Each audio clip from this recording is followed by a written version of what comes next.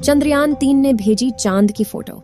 जी हां दोस्तों, चंद्रयान-3 ने चांद के धरती की फोटो को कैप्चर करके भारत की स्पेस एजेंसी इसरो के पास भेज दिया है।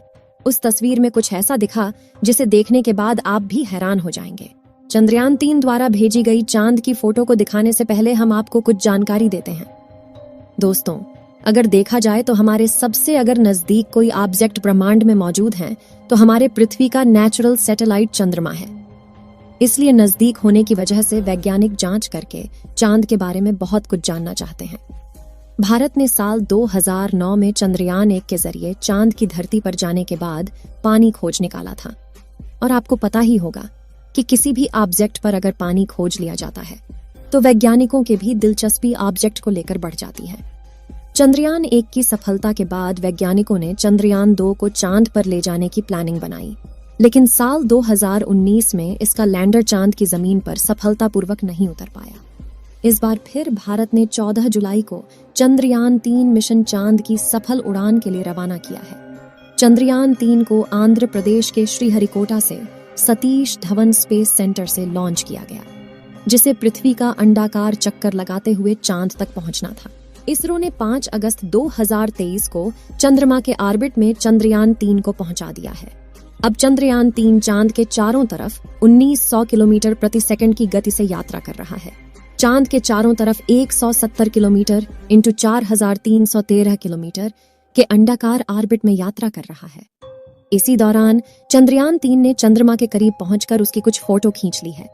चंद्रमा की कक्षा में प्रवेश करने के एक दिन बाद भारतीय स्पेस एजेंसी इसरो ने रविवार के दिन चांद को चंद्रयान-3 द्वारा देखा गया एक वीडियो जारी किया है, जिसे हम आपको इस वीडियो में दिखाने वाले हैं और साथ ही उन फोटो के बारे में आपको रोचक जानकारियां देने वाले हैं। 14 जुलाई को सफलतापूर्वक प्रक्षेपण के 3 हफ्तों बाद इसरो के वैज्ञानिक चंद्रयान-3 को पृथ्वी से दूर चंद्रमा की कक्षा की तरफ उठाने का कार्य कर रहे थे। इसके बाद 1 अगस्त को एक महत्वपूर्ण प्रक्रिया में चंद्रयान को पृथ्वी की कक्षा से चंद्रमा की ओर सफलतापूर्वक भेजा गया। इस प्रक्रिया के बाद चंद्रयान-3 पृथ्वी से दूर उस पथ पर जाना शुरू कर दिया जो इसे चंद्रमा के नजदीक ले जाएगा। जल्द ही इसके ऑर्बिट को बदलकर 4 से 5,000 किलोमीटर की ऑर्बिट में डाला जाएगा। चलिए दोस्तों, बात करते हैं चंद्रयान-3 द्वारा भेजी गई चंद्रमा की तस्वीरों के बारे में। चंद्रयान ने जो तस्वीर भेजी है, उन तस्वीरों में काफी ज्यादा मात्रा में बड़े बड़े गड्ढे दिखाई दे रहे हैं। यह गड्ढे चांद की सतह पर मौजूद है।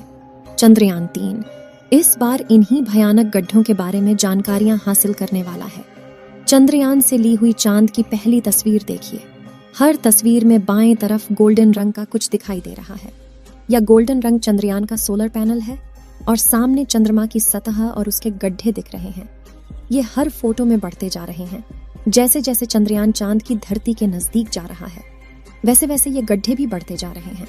इसरो ने चंद्रयान-3 से ली गई चांद की तस्वीरों को रविवार के दिन उसके ऑर्बिट बदलने से 1 या 2 घंटे पहले ही जारी किया था। जानकारी के मुताबिक चंद्रयान-3 ने चांद का चक्कर लगाते हुए कामयाबी से अपना ऑर्बिट भी बदल लिया है।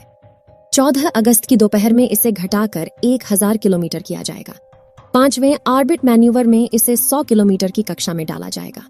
17 अगस्त को प्रोपल्शन मॉड्यूल और लैंडर मॉड्यूल अलग होंगे। 18 और 20 अगस्त को डीऑर्बिटिंग होगी, यानी चांद के ऑर्बिट की दूरी को कम किया जाएगा। लैंडर मॉड्यूल 100 × 35 किलोमीटर के ऑर्बिट में चला जाएगा। इसके बाद 23 अगस्त को शाम 5:47 पर चंद्रयान की लैंडिंग कराई जाएगी। आपको बता दें कि चांद के ऑर्बिट को पकड़ने के लिए चंद्रयान-3 की गति को करीब 3600 किलोमीटर प्रति घंटा के आसपास किया गया था, क्योंकि चंद्रमा की ग्रेविटी धरती की तुलना में 6 गुना कम है। अगर ज्यादा गति रहती तो चंद्रयान इसे पार कर जाता। इसरो के वैज्ञानिकों ने चंद्रयान की गति को कम करके 2 या 1 किलोमीटर प्रति सेकंड किया।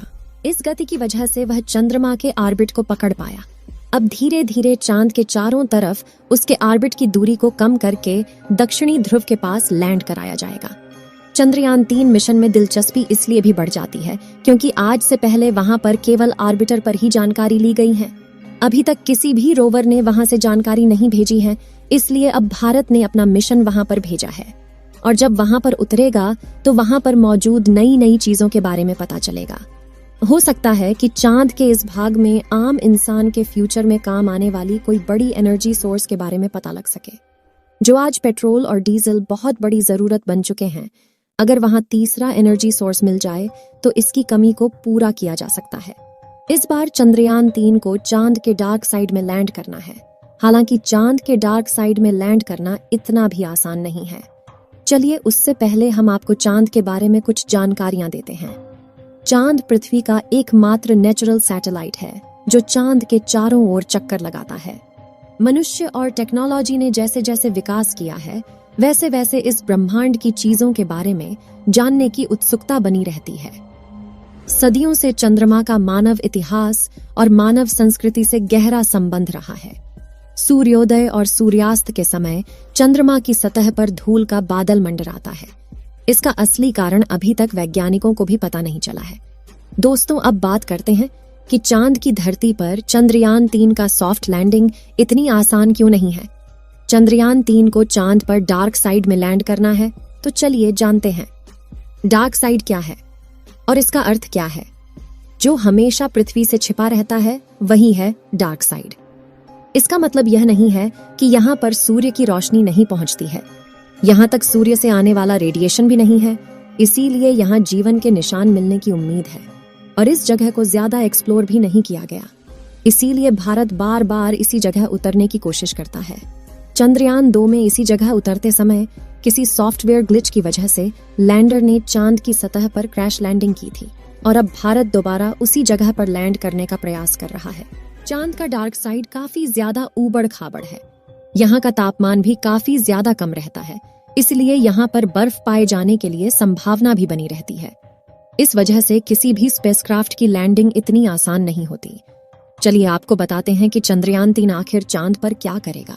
साथियों, साल 1959 में रशिया के स्पेसक्राफ्ट ने पहली बार चांद पर लैंडिंग की थी, जिसके बाद अमेरिका ने भी कई मून मिशन किए और 20 जुलाई 1969 को नासा के अपोलो मिशन के दौरान एस्ट्रोनॉट नील आर्मस्ट्रॉन्ग और बज एल्ड्रिन ने चांद पर पहली बार कदम रखा था। जिसके बाद नासा ने कई मून मिशन किए थे और अपने कुल 12 एस्ट्रोनॉट्स को चांद पर भेजा। एस्ट्रोनॉट्स ऐसे व्यक्तियों को कहते हैं जो पृथ्वी के वायुमंडल से ऊपर जाकर अंतरिक्ष में यात्रा करते हैं और यात्रा के दौरान खोज करते हैं। लेकिन दिसंबर 1972 में अपोलो 17 मिशन के बाद नासा ने अचानक से इंसानों को चांद पर भेजना बंद कर दिया, जिसके लिए उन्होंने कारण दिया कि चांद पर फिलहाल ऐसा कुछ नहीं है जिसकी रिसर्च की जा सके। लेकिन कुछ लोगों का यह भी कहना था कि नासा ने असली कारण को छुपाया है। चलिए आपको कुछ और जानकारी देते हैं। ऐसा माना जाता है कि चांद की धरती में पानी छुपा हो सकता है, और वह भी थोड़ा बहुत नहीं बल्कि पूरे 100 मिलियन टन। इसके अलावा यहाँ पर hydrogen, ammonia, methane, sodium, mercury और सिल्वर जैसे मूल्यवान संसाधनों का खजाना मौजूद हो सकता है, जिसकी खोज करने के लिए ही चंद्रमा पर चंद्रयान 3 मिशन को भेजा गया है। चलिए दोस्तों, इस वीडियो को यहीं पर खत्म करते हैं। इस वीडियो को एक लाइक जरूर करें और अपने मित्रों तक इस वीडियो को शेयर करें ताकि उन्हें भी जानकारी मिल सके। और अपने भरोसेमंद चैनल को सब्सक्राइब जरूर करें और बेल आइकन को ऑल पर सिलेक्ट करना बिल्कुल ना भूलें। मिलते हैं किसी और नॉलेजेबल वीडियो के साथ। वीडियो को अंत तक देखने के लिए धन्यवाद।